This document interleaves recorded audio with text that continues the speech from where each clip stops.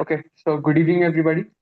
Uh, Welcome to this week's Socratic dialogue.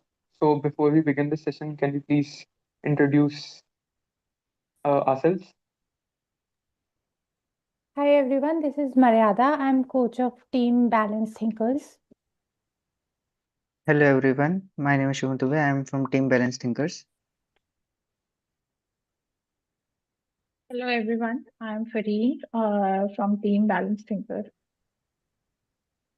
Hello everyone, this side Pratik Raj and I'm from the team Innovation Paradox. Hello everyone, this is Sachanda and I'm from Team Innovation Paradox. Hi everyone, I am Faiza. I'm from Team Innovation Paradox. Hi Hello, everyone, everyone. I am Rushabh Patel. I am going to co-moderate this session. Hello, everyone. This is Vibhor Mehra, and I'll be moderator for this session. And the topic for today's Socratic dialogue session is innovation and success in AI-driven world. And we have our teams Innovation Paradox and Team Balanced Thinkers with us. So, which team would like to proceed first with the presentation? Okay, we will go first. So Yes. first we will introduce why our name is Balance Thinkers. So we chose this name because our presentation is about how different teams balance different approaches instead of relying on just one approach. So to give a summary of our pitch, so our main idea is about that different situation needs different methods. Sometimes teams depend on data, sometimes they use judgment, and sometimes they also need some research, right? And we are showing how real companies balance these choices in everyday situations. So now I will share my screen.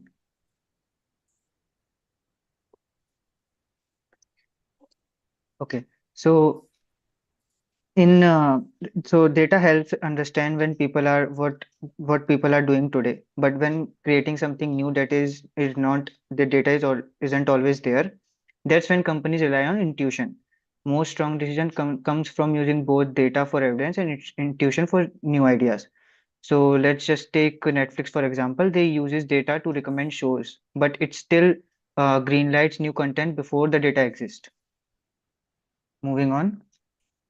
So R&D and when talking about research and development versus fast iteration, both matters, but some projects needs long-term research, especially complex one like using maps or using search tools. But for everyday features like new layouts or improvements, teams test quickly and learn from users' feedback. So most companies also mix both research for improvements and fast updates for daily progress. Let's take Instagram for an example, right? So Instagram and Duolingo release an update on Play Store every week. So they are like small updates, like 6 MB or 10 MB. So they don't change much of the things. They just change some layouts and make some improvements. Moving on.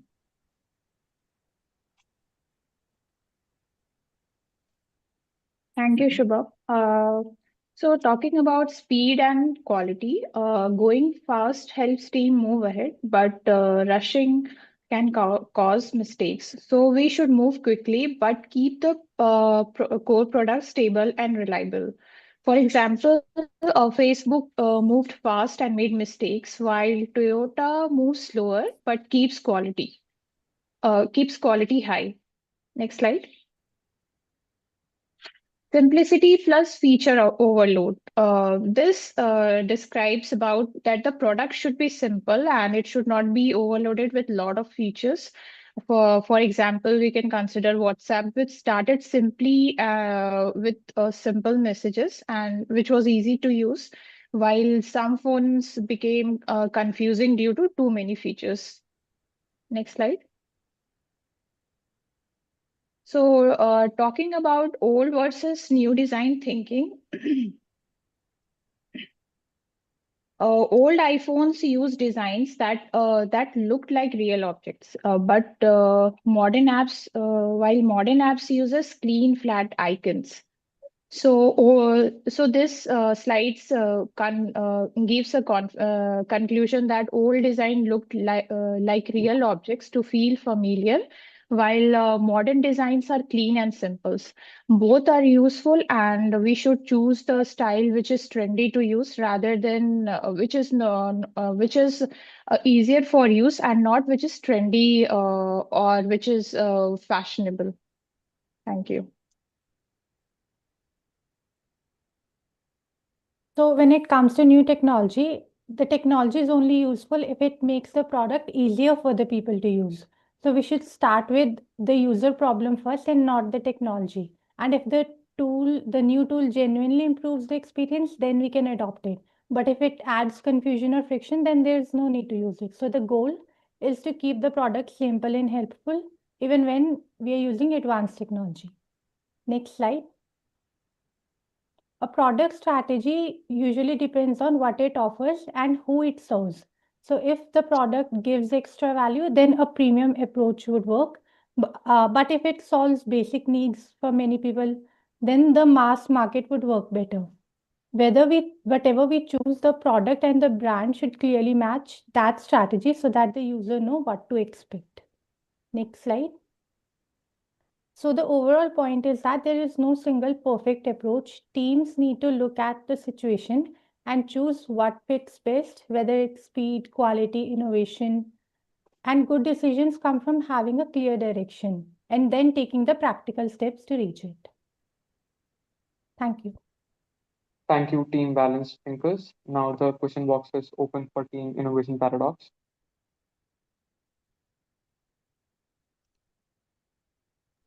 Yes, Pratik, you may ask your question.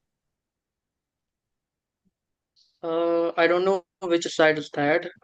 I saw that it's written as AR/VR. What's the full form of that?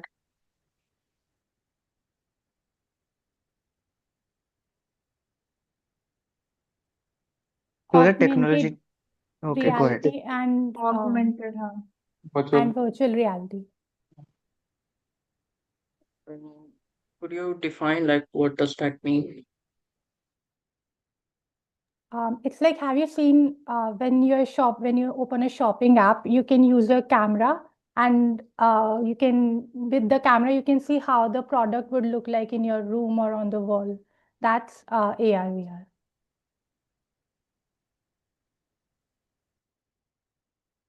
Any more questions from Team Innovation Paradox? Yeah, I have one question. Mhm. In the slides, there is mentioned कि according to feedback, we are going to change uh, the product we are creating. So how you will understand, like there are different kind of user, right? So how we will understand कि which kind of feedback you have to work upon and which you have to ignore. I think it depends on the feedback of the person. So let's just say if the feedback is about the feature itself, let's just say you added a new feature, right? And that feature is about that I don't like this feature. So obviously that person is gonna explain more that why do they don't like this feature, right? And obviously there are gonna be many more feedbacks behind that. There not just be just one person facing that problem.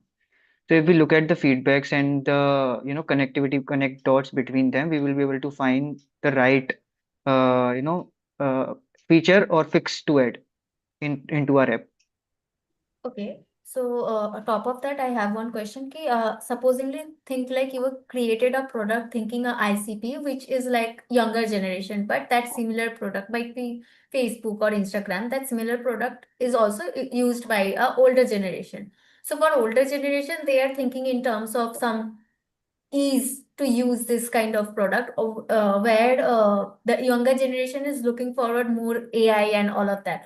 So how will you like will you only looking through that ICP, or we will focus on that specific generation you are targeting, or you will also try to cater the other generation or other ICPs who are also liking this product, but for few changes they wanted to add on this product.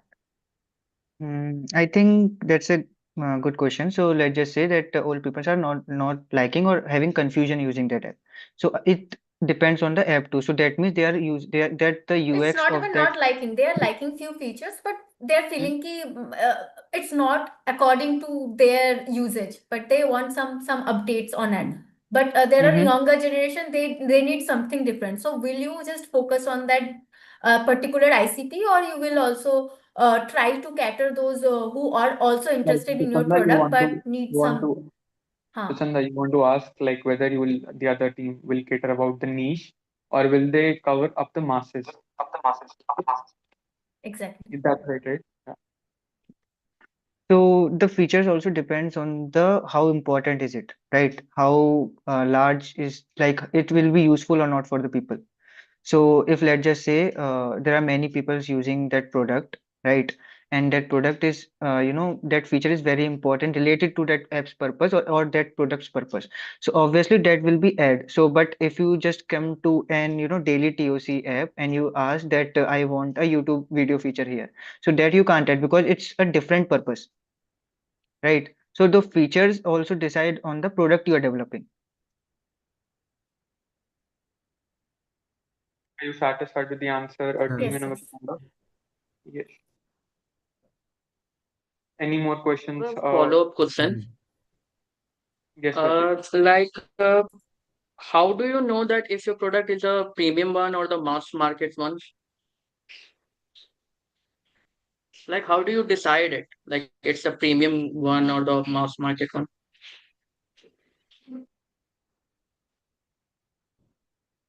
I think the products that are premium, they add some extra value that the same industry or the competitors are not offering. Everyone's offering phone and the features of calling and texting, but there's few extra features like Apple offers. That's why they are in premium category instead of Xiaomi, who's like mass producing the. Okay, so I guess Farinji mentioned about that WhatsApp when that app came and it give you the simple things. So how that WhatsApp decided it could be the premium one or the mass market one? Cause like when it came, like WhatsApp doesn't have any like competitors and all. Now that WhatsApp has a very lot of competition, still WhatsApp is not the premium one. Like how and why they are not having that premium things? Hmm. This also So depends on the vision of the person who is building the app, right? So when you are building an app, or let's just say a product, you have a vision to complete it. Do you want it to be used by some premium users who are gonna pay for more, or do you want it to be used by the mass people who are, this is gonna serve purpose to them too? If I have a follow-up question, which will Now, be beneficial just for the to, just entrepreneur? to just to follow up on Shubham Dubey, I suppose when WhatsApp came up initially, it was for the mass markets, and now whatever feature WhatsApp is adding on, it's just to retain its original customers, not to, not to let them go away with the new products. The new features are added, so to retain them on their platform. Yes, Pratik, you may ask a follow-up question. And that Yeah, is I have a also decided on the basis of brand positioning. Earlier, what WhatsApp was doing, how it was doing the brand positioning, and now how the WhatsApp is doing what brand positioning. So it all depends on how it is positioning the product.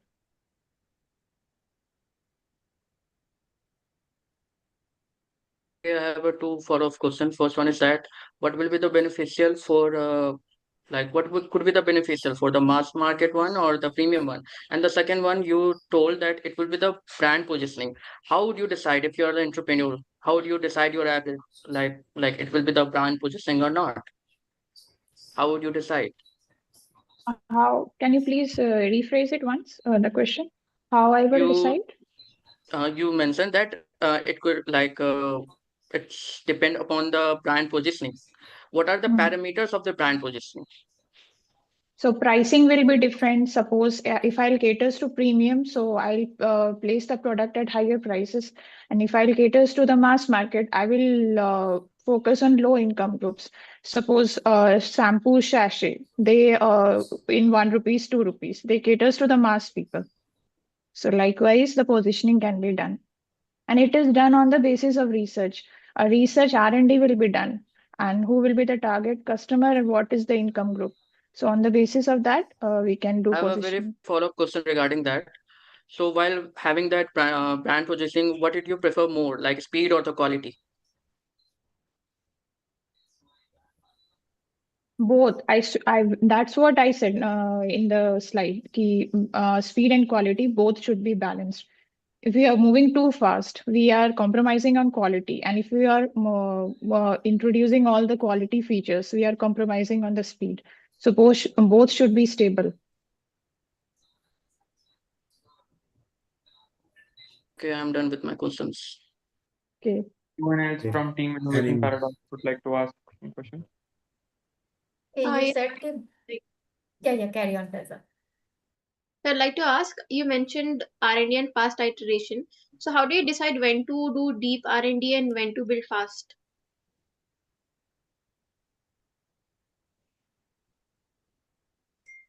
It depends on the features you are adding or the product you are building.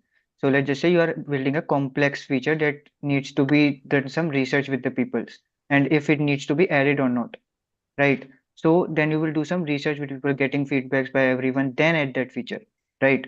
But when you are doing fast iteration, let's just say you want to just change the layout or just wanted to change some buttons here to there.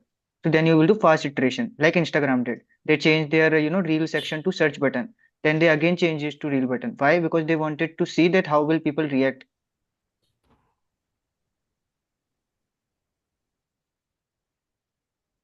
Any more? Okay. Does this I answer your have question? one. I have one follow-up question. So you said कि first iteration is it is this happening because there is a lot of competition in the market, or it is just happening because you wanted to develop the product itself and there is a lot of feedback you are getting and you wanted to just specifically build the product and develop the product, or you want like you wanted to be fast because there is a market which is capturing or copying your product and you wanted to be the best, you don't wanted to lose your customer. I think by analyzing the gap in the market, the product is built. So we are not building something randomly. If you first will analyze whether the problem is there in the market exists, the problem exists or not. But if the problem exists also, there are multiple players, like for one single thing like Zomato. If I think of Zomato, there is also Swiggy. They both are competitors. They both are doing fast iteration because they have a competitor and also they are taking the feedbacks also. So It depends on both. See, everybody wants to be a best company, right? If you someday open your company, you also want it to be best, right? So also it depends on the that's correct. That when someone adds feature, it's also because the speed and also because of they want to be the best. This answers your question, Sujata? yes, it does. But do you feel that this fast pacing changing the a lot of things due to the competition is somewhere around losing the trust of the customer, or also losing the quality of the product, or the main focus which you thought of the earlier idea, is it losing that context day by day, or is it just Hmm. improving?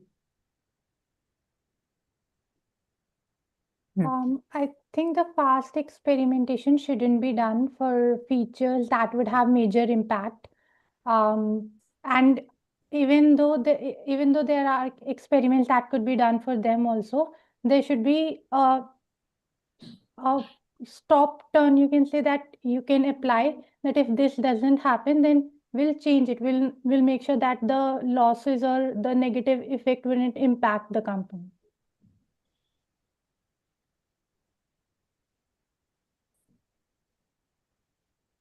Any more questions, guys?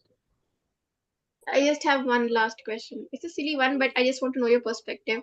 So, like, can vision exist without execution?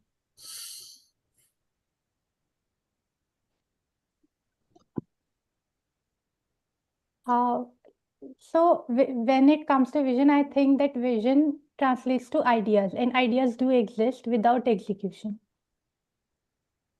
Okay. Any more questions, guys?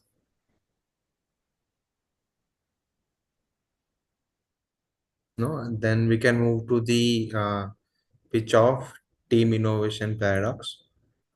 Please start with the reason why you choose this name.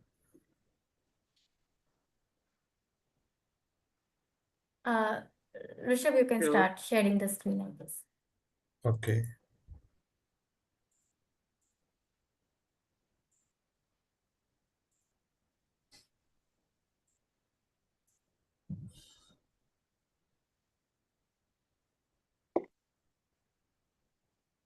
so hello everyone. This side Pratik Raj.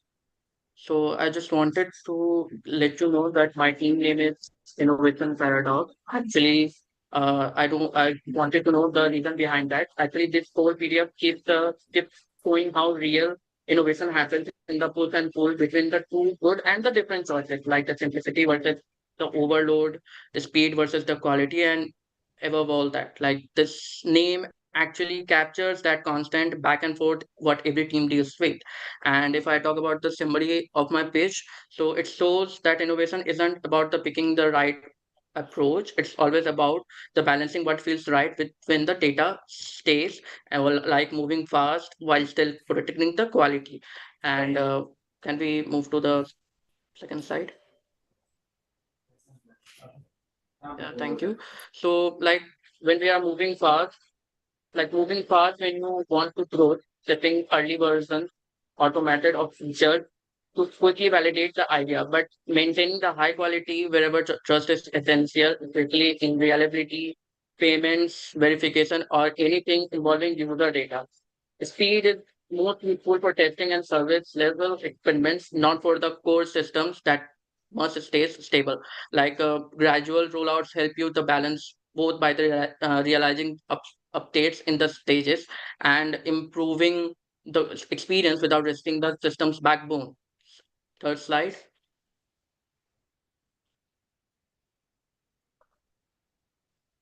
Could we move? Yeah, thank you.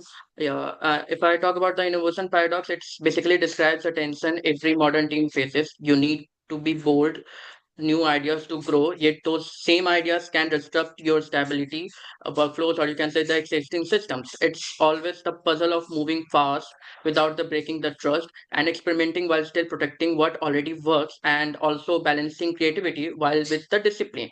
Team named innovation paradox is always signals that you understand this balance are and are skilled at navigating it. Could you move to the next slide? Moving fast. I guess I know. Second slide. I just wrote read out the third slide. Could you move to the second slide? R&D one.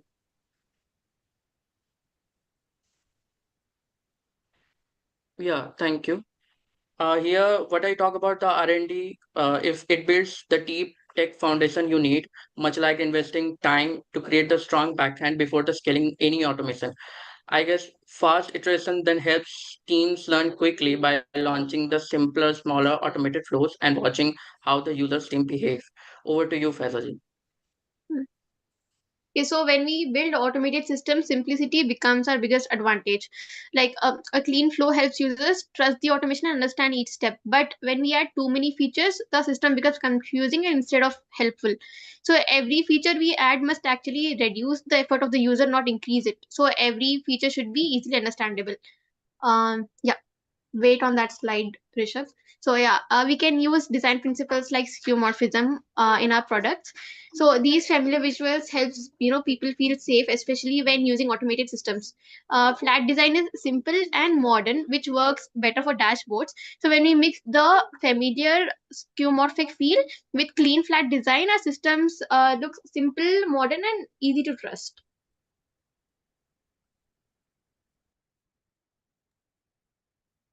Okay. So a good system saves always the time and adds value by automating the task. So systems that are easy to use grow faster and reach more people. So a strong brand builds trust, and which is important when like people are depending on automation. So strategies should match what user expect and how comfortable they are with this automation. Moving forward.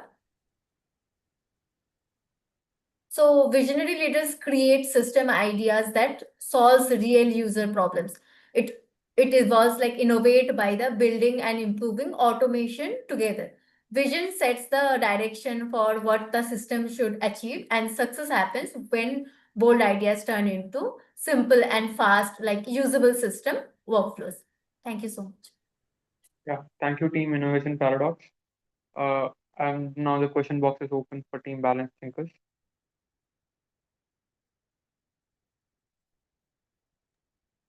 Okay, so there is a mention of skeuomorphism in your pitch slide. Yeah, that's a very good question, Shubham. It actually means making things look like real things. For example, a calculator app that actually looks like a calculator, and a notes app that looks like a paper notebook, and like a trash bin icon that is actually like looking like a dustbin. Hmm. Okay, but if you're what if you're building something that isn't, you can't find the right skeuomorphism design for that.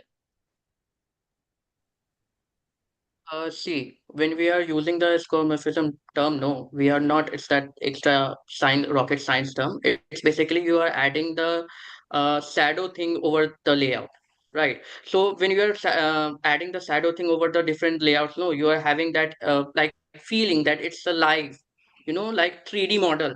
That was the skeuomorphism term is. That's it. Okay, Okay. on So the it's top basically of it's that, continue. yeah. So it's basically like it's depend upon whether it looks good or not, whether you wanted to give a real feel or not. Okay, also with that, I wanted to add, like, it's not about only any kind of image or something. It's also about something like colors and a lot of things like if you think like Zomato, Swiggy. Zomato uses the red color because red is connected. It means like it creates the hunger if you search. So that's why they uses the like red color, and also the Zomato is similar to tomato, so kind of that. So it's kind of creating a relatability. A person can relate with the product itself with using the name and the color and all of that. That they can relate with it. Even the notification they use some notification that is related to what they actually serve, right? So it is kind of relating. It's not only about putting an image or something like that. That's a lot of thing behind it also. Okay, so a follow-up question. So how do you decide when to use skeuomorphism, design and when not to use it? I think for most of the cases it's better if we can use this kind of design because it can precognitively catch the attention of the audiences we wanted to connect with. If you think of a food delivery app or food app, I think Zomato will came in your mind first because it's more eye catchy to you. I'm not saying ki Swiggy is not doing good, but yeah, it's more eye catchy. So It psychologically, it is. directly it Mm, directly hits your subconscious key. Yes, I'm thinking about some food app. So yes, Zomato will be in the back of my head by relating to that red color maybe or that icon or whatever the icon or name the is. name also. Yep. Yeah, right. So for that reason, I think it's better if we can. So yeah. Okay, Any I more don't have any questions? follow-up question. Yes, just I have one more question. So there is a pitch of mention intuition versus analytics, right? So while we're building products, so how do we decide like when to use intuition and when to use the analytics? Okay. So there is a very short answer. When you Hmm. are making a prototype of any app or any project, use your Okay. intuition and launch it. Whatever the analytics you give up, what are the analytics you wanted? I mean, what are the analytics you have after launching that prototype app? Use that simple. Hmm. Okay, on the top of that, I wanted to mention that I think these both are connected. Like analytics are as important as institution. Like based on analytics, you can institute something. Like you can think of like that could probably happen. Like if you are researching something, ki this is the pattern happened in past. You can predict somewhere around. Okay, this could be also a pattern in future. So it both either way both are connected. So both we can use, but both are important in a parallel. Right. On top of that, I think data is just for seeing what were the patterns and analyzing, and based on that, our intuition comes in. Okay, so when you are building a product, when you're first building a product, you based on the intuition, right? And then you focus on No, the analytics of that, what analytics feedbacks you will got. be there. Like when you are Huh, yes, creating go any ahead. product, Mm-hmm. definitely there will be some research background back in it. Yes. Like some Hmm. institution came in your mind only because you saw some pattern or saw some gaps in something. That's why it came into your mind. That's why Yes. that institution happened. So these two things are connected. Okay. Any Okay, more questions? so yes, one more follow-up question. So when we're talking about intuition, so after, let's just say we build on intuition, right? Now we, after getting the analytics, let's just say data of that, the vision of our app is different, but the feedbacks or the data we got is something different, right? So that will contradict with our intuition. How do we reduce that and make uh, product that is really aligning with our vision? I think that is where fast iteration comes in. I know intuitions are not always correct. Based on our data, we do keep on doing it. But still, if it's not something that users want, then I think fast iteration could help with that. Okay, that answers my question. Any more questions from team balance thinkers?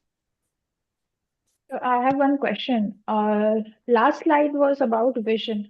So how the plan of strategy for startup differs in vision as compared to the one company which is excelling in future or at present?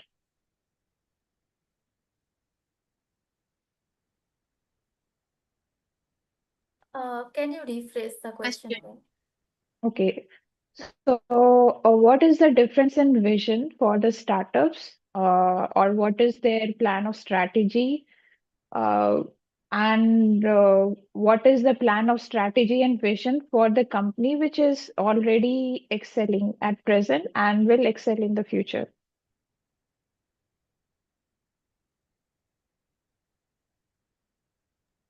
I think for startups, R&D would be very much required before starting something. And based on that, having intuitions and starting something is important. And for business that are excelling, I think fast iteration. Okay, no, even that would be better for startups. For businesses that are excelling, experiments. Experiments are, I think, more required because they have, they can do it at a larger scale, and experimenting would be their thing. But like Yes, sir. some startups fail because they experiments a lot. So doesn't that contradict? Okay, so I would like to answer this. Like, basically, if you saw that the difference between a startup and a business is mostly like a business already which is established. So they have a lot of resources. They already have established in somewhere. So if they They experiment have or a properly working strategy, and startup needs to find that working strategy. Yes, Suchanda, you may continue. yes. As before said, so they already established something, and like a startup is something they are doing from scratch. So there are more challenges than a established firm. But what they can do is most startup might fail because they don't follow the process properly. If they follow the process properly, if they experiment in smaller scale, then put it in a larger gap, then I think the chances of like the startup will fail is lesser. Like it's based on ki how much processes you are following in when you are having a vision with. Does that answer your question? Okay, thank you.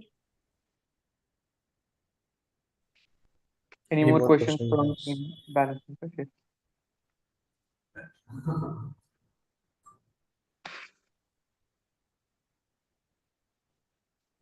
If there are no more questions from team balance thinkers, I think we can conclude today's Socratic dialogue session. So thank you everyone for participating in the session. But before wrapping up, a quick could we have a few quick reflections from the participants in the ST session from Team Innovation Paradox or maybe Balance Thinkers? Let's have three reflections from us. Yeah, so when working on the pitch or when working on this topic, I noticed few things that when speed matters and when quality matters. When should we focus on R&D and when should we focus on fast iteration, right? So like Pratik mentioned that whenever we are building something new, so we don't have that much of data. So first we need to gather the data based on the intuition we have. Basically, test the product first. Okay. Yes, Vibhor, you want to say something? No. Please Okay. continue. Oh, we're So done. no, so yes, so that's why it's important. So whenever we are building a new product, or whenever we are, or let's just say we are improving our product, so it's Right. important we define our, the problem, and based on it, gives it to better approach. If we want to focus on the quality, the R&D, or the fast iteration. Okay. Got it. Got it. Nice insight, Shubham. Any other reflection from you guys? Yeah, I'd like to go next. Yes, Faza. So what I think is building a product is not about choosing one approach over another. It's like it's actually understanding the right problem and then picking the approach that fits in that moment. Because Mhm. sometimes we might need speed, but sometimes we might need more of research, more of R&D. Sometimes we use data, but sometimes we use our intuition. Sometimes What we keep it very simple, and sometimes we add more power. So there is like no perfect rule for it. But I think like good innovation is not being bored or being fast. It's about choosing wisely which approach to take first. what is required keeps fluctuating, very quickly in Right, the case of startups and newly built companies. And we right. need to look into that, what is required at the moment, and fix this thing in order to grow. Mm-hmm. Okay, that was nice insight as well, Faiza. One more reflection from us guys. Anyone else would like to reflect from the ST participants? Okay, if no reflections, then can we have some reflection from the Meta Okay, I SD wanted participants? to Acha, Sujana, reflect. So please. yeah, basically when working on this topic, what I understand, I think the process is very important. If like no matter is it a like established company or no matter is it a fresh, I think startup. I think if anyone can follow the process properly and anything like fast iteration and experimentation, research, everything will go on. But following a right process is what make the company sustain in long run. So I think Mhm. that's the one thing I gather from this. Okay. Now, since Sachanda has concluded, thank you, Sachanda, first of all. And since Sachanda has concluded, I would like to invite all the mock Meta SD participants to share your reflections as well.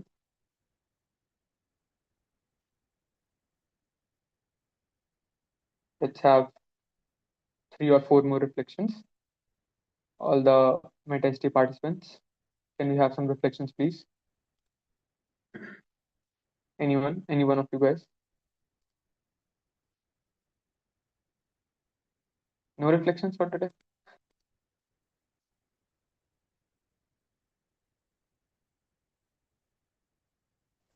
Okay, so can I start? Yes, Ayush. Please Okay, go. so this session was quite interesting, but I just realized some things like when we were discussing about how R&D versus fast iteration is important, and Mhm. Shubham told, I guess, where we could see which feature it is and how fast it can be tested. I also want to tell like it also depends on type of data or user it is used for. Like assume we are building a technology or application for medical use, Mhm. we have to do R&D a bit more. If it's a social media app, we can do faster iterations. So it also Yeah. depends on our ICP and type of data. Is it a critical data?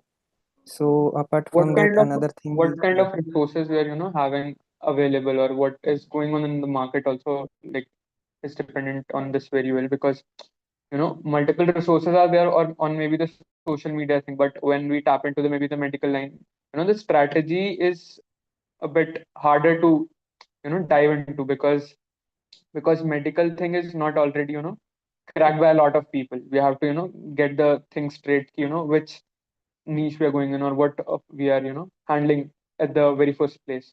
But this online thing is more mostly done by a lot of people, so it is more easier to tap into. Yes, Ayush, are we done? Okay. Any more reflections, guys? Any more reflections? एक reflection तो one any one reflection, guys.